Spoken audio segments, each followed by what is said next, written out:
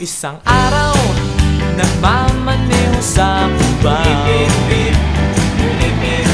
aking nakita, babaeng saksakan ng ganda.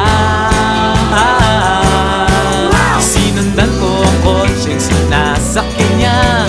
Hindi ko nakitang may dumarating pala. Hindi ko naiwasan, kami bigla nagkabanggaan.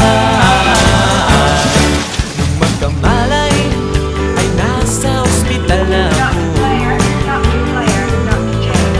Nasikaso ng doktor na pili ng nanay ko. Biglang-bigla na lang ang nurse nandyan na, at para kong nakitang anghel sa ganda. Kahit nagdidiliyo, itong nasabi ko sa kanya.